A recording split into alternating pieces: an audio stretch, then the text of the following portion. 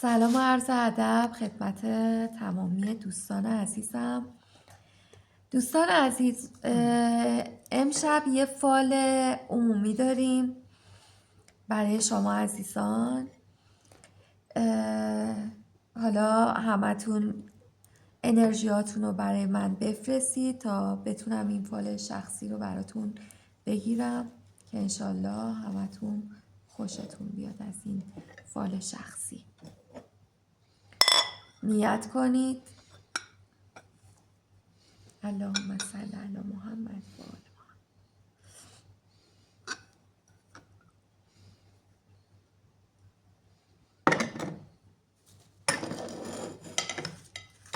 خب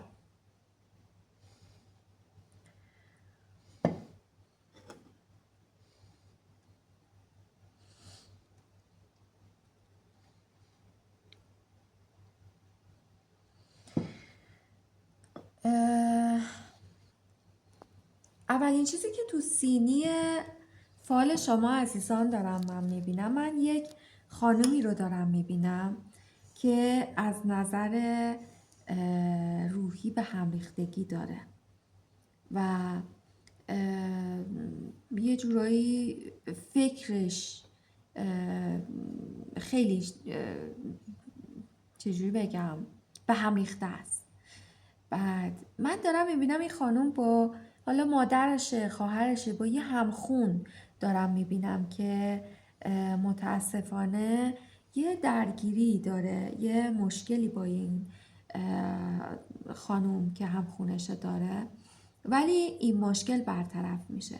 و همچنین دارم دوباره یک شخصی رو میبینم که خانم آقایی که متولد فروردین هستش توی زندگی این خانم هستش و اینکه خیلی این آقا رو دوست داره، ولی متاسفانه این آقا علاقه آنچنانی به این خانم نداره و یه جورایی نسبت به این خانم احساس رغبتی نداره. من نمیبینم که رغبتی نسبت به این خانم داشته باشه. و چیز دیگه که توی سینی فالتون من دارم میبینم اینه که مشکل مالی دارم واسه یه سری از افراد میبینم که این مشکل مالی یه جورایی این شخص رو داره اذیت میکنه و باعث ناراحتیش شده. و واسه یه سری از افراد دارم میبینم که یه سفر رو دارم میبینم. واسه یه سری از افراد من یک سفری رو دارم میبینم که این سفر واسه این افراد خیلی خوب افتاده که از نظر روحی، جسمی، ذهنی و حتی یه سری از افراد دیگه هم دارم میبینم که حالا این سفر که براشون بیفته، توی این سفر یه پولی داره رد و بدل میشه. توی این سفر داره یه پولی رد و بدل میشه که این پول یه جورایی دیگه حالا به دستش میرسه دیگه. من چیزی که دارم میبینم توی فالشون و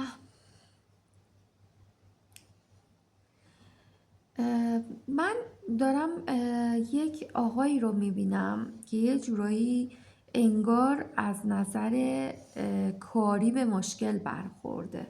این آقا یه جورایی انگار که حالا کلاهبرداری شده ازش یا یه جورایی حالا چکی رد و بدل شده که بابت اون چک به مشکل برخورده این آقا.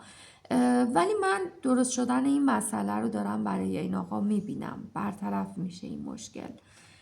و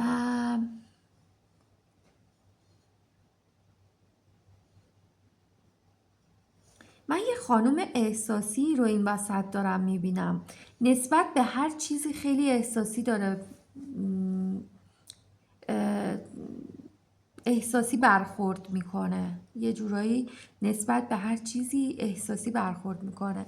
حالا هر چیزی رو من اینجوری برداشت میکنم، اینکه این خانوم نسبت به یک آقایی داره احساسی برخورد میکنه که این آقا براش اصلا زیاد جالب من نمیبینم که بخواد توی زندگیش باشه. توی زندگیش همچین چیزی نمیبینم. یعنی این آقا نه قصد ازدواج باهاشو داره، نه احساس مسئولیتی در قبال این خانم داره، چون این خانم از نظر مالی هم مشکل داره.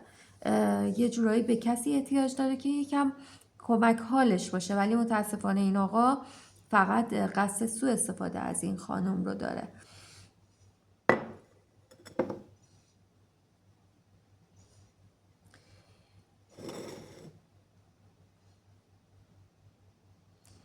چیز دیگه که من دارم میبینم، یک خانم و آقایی رو دارم میبینم رو در رو دارن راجع به یک چیزی، راجع به یه چیزی دارن انگار صحبت میکنن. حالا از نظر عشقی میتونه باشه، از نظر مالی میتونه باشه، حالا خونه ای میخواد بینشون رد و بدل بشه، حالا هر چی. من دارم میبینم که این حرف به خوبی و خوشی انجام میشه و مشکلاتی براش حل میشه. من یه سری از افراد رو دارم میبینم که دقیقا ته فنجون داره نشون میده یه سری از افراد متاسفانه دعای سنگینی روشون هستش و باید این دعای سنگینی که روشون هستش، این دعای سنگین از روشون برداشته بشه تا یه سری مشکلات از کلن ازش چی میگن،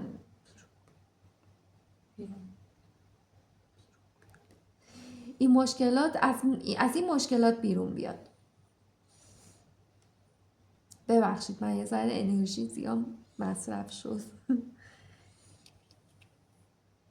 چیز دیگه که دارم میبینم، یه سری از افراد رو دارم میبینم راجع به یک موضوعی دارن صبوری میکنن. این صبوری کردن براشون خوب افتاده، ولی یکم مراقبت باید بکنن، نسبت به هر چیزی مراقب باید باشن، بیگدار به آب نزنن. من چون دارم میبینم قشنگ دارن توی کارشون، توی زندگیشون یه چیزی رو انگار دارن بیگدار به آب میزنن که اینو من براشون خوب نمیبینم. و برای یه سری از افراد هم پروانه افتاده. پروانه موفقیت‌های مالی و کاری رو داره نشون میده که براشون خیلی عالی افتاده، و چیز دیگه‌ای که دارم میبینم، من یک راه خیلی خوب و روشنی رو دارم واسه یه سری از افراد میبینم که در گوشه فنجون هستش. این راه روشن خیلی خوبه. یعنی من نمیدونم، این حس منه داره میگه، چیزی که من دارم میگم این حسمه داره میگه.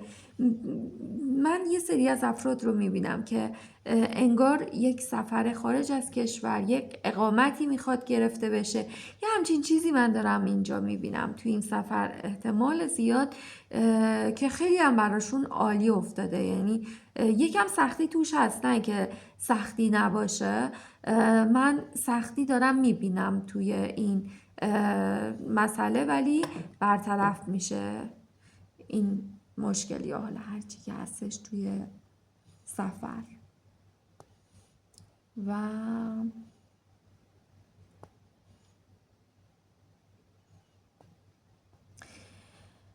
من یک خانمی رو دارم میبینم که یک آقایی مثل کوه پشتشه و داره انگار حمایت میشه این خانم نسبت به این آقا، و این آقا خیلی داره حمایتش میکنه، چه از نظر مالی چه از نظر کاری. و این خانم کلا یه جورایی انگار داره صبر میکنه نسبت به یک چیزی. من متاسفانه اینجا اینو خدمتتون عرض کنم که این چیزی که برای این خانم دارم میبینم، متاسفانه یه سری اتفاقاتی داره بین این آقا و این خانم پیش میاد که اون اتفاق هم اینه، این خانم یه جورایی انگار نیت خوبی نسبت به این آقا نداره، انگاری که یه جورایی قصد اینو داره یه جورایی ازش بچاپه و بخواد ول کنه این آقا رو، ولی این آقا با جون دل این خانم رو دوست داره. یعنی انقدر این خانم رو دوست داره که هر چی این خانم میگه براش انجام میده این آقا. ولی این خانم نیتش اصلا خوب نیست و پاک نیست و من خوب نمیبینم این موضوع رو. این و چیز دیگه ای هم که اینجا هستش، من دارم میبینم یه سری از افراد متاسفانه آی آه.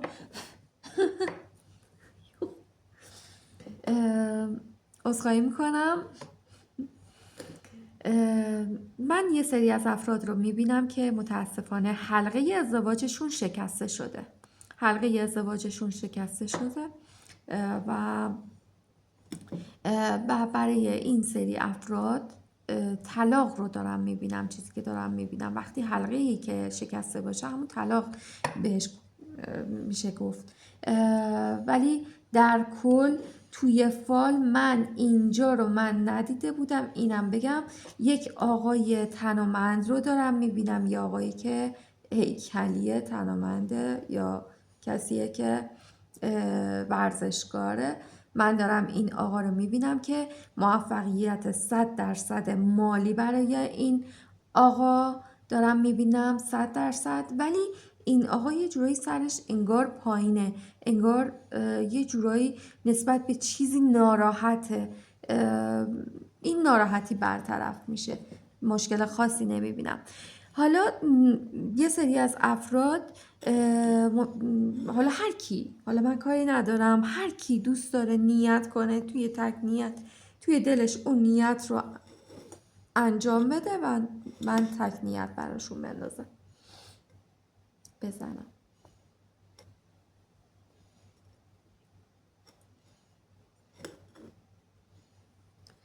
توی این تک نیت من دارم میبینم که